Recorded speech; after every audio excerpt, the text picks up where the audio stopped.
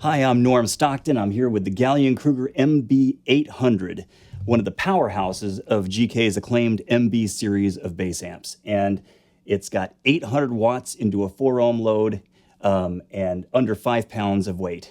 It's pretty amazing, designed and built in the US. Why don't we go ahead and walk through the features on the just the front and rear panels, and then we'll go control by control, and you can kind of listen and see what those controls do.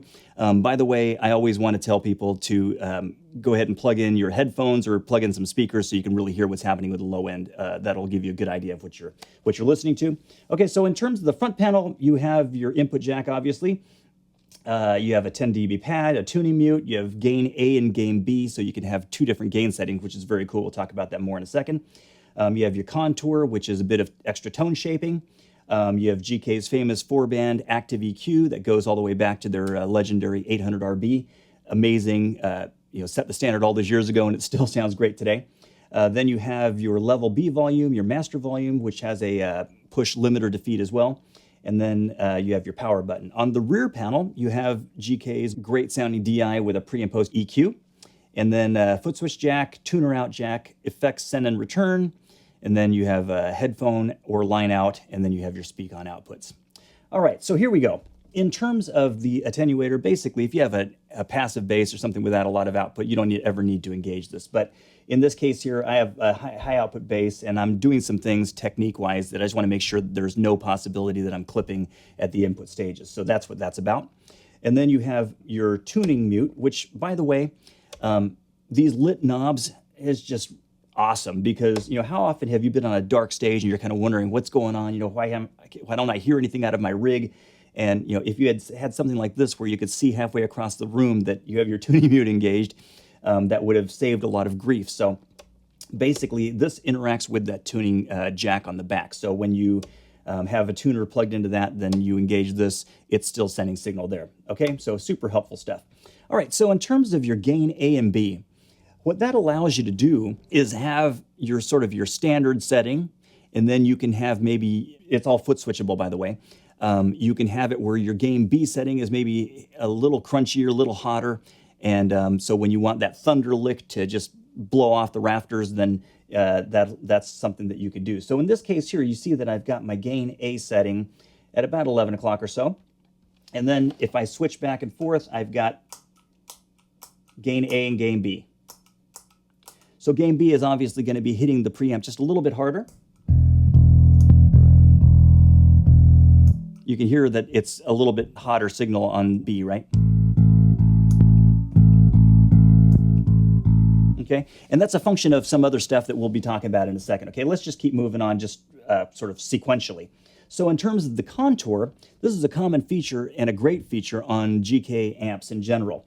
And when it's all the way counterclockwise, it's disengaged. But basically what it is it's a bit of a smiley face EQ, and it's centered right around 500 hertz. And so when you start engaging it, it'll dip at 500 and then bring up some of the lows and some of the highs. So check it out.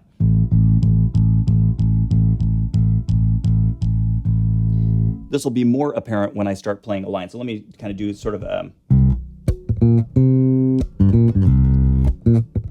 here we go.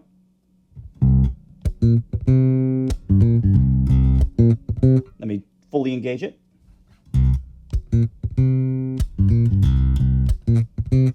Right, so you can kind of scoop it out. I'm going to go ahead and leave mine off for now because I want to kind of have it flat so you can really hear what's going on. All right, so then we get to the EQ settings. This is pretty straightforward stuff. Here we go. You can drop them entirely,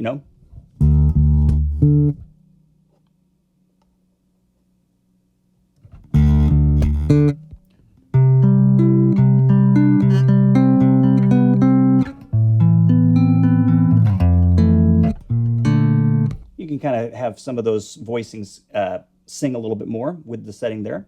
But otherwise, I kind of leave mine kind of flat. All right, so then you have your high mids.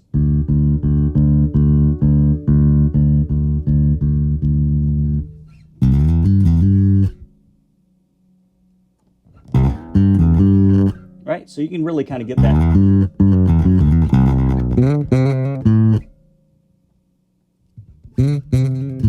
You can get it really scooped out, or I again tend to leave mine kind of flat for most stuff. Okay, low mids, here we go. Really thin it out. Or really kind of bring in some of the.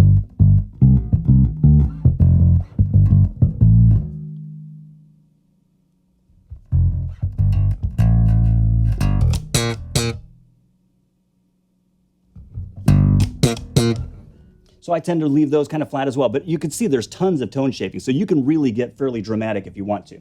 All right, so then your bass, and I'm going to be tame with this because I don't want to totally blow up my my recording situation here, but.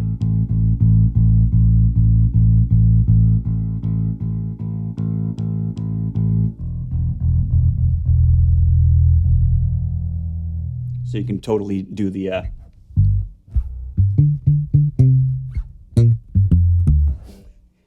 You can go that route, okay? Now, in terms of this level B here, what that allows you to do is when you're switching back and forth between gain A and gain B settings here, when you're on the B setting, you can see that you're hitting that input stage a little harder, right? So this allows you to independently